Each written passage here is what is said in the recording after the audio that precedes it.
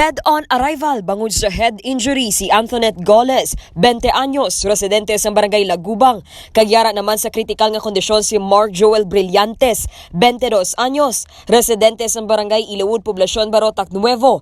Matapos nga nahulog sa irigasyon ang ginasakyan nila nga motorsiklo, las 11 kagabi, Hulyo 20 sa barangay Linaw sa Monga Banwa. Sa interview sa Radyo Bandera Iloilo kay Police Senior Master Sergeant Samuel Durilag, Chief Investigator sa Barotac Nuevo Municipal Police Station, las 6:30 kay nasang aga, sang nasapwa ni Grace Bibi 40 anyos kag isa ka mangunguma nga nagakulob ang lawas ni Antoinette samtang nagakamang naman kag nagasinggit nga nagapangayo sang bulig si Mark Joel.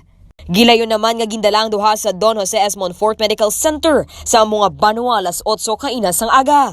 Dugang pa ni Durilag, wala sang helmet ang duha kag nakainom sa makahulubong nga ilimnon ang driver. Suno pa sa investigador, wala sang street light ang lugar kag dead end na, rason nga aga na sila nga nasapuan. Nahibaluan nga luyag kung tani nga maglagaw sang duha nga ginapasuni magkarelasyon. Ginapahayag ni si Antoinette ang may duha ka mga kabataan kag bulag na sa iya nga bana. Samtang si Mark Joel naman ang single. Base sa investigasyon, ini ang duha ka persona nagasakay sa motor, kalindiri sa may poblasyon pakanto sa barangay Linaw. Yung paglapot dito sa may dead end na portion sa karsada, naglapaw ini ang motor, nagbunggo sa simentado nga kanal sang irigasyon. Balita nagikan sa patrol, ini si kabanderang Dane Raffles, nagabandera sang matudtud nga serbisyo publiko kag kalingawan sa Iloilo. Radyo Bandera.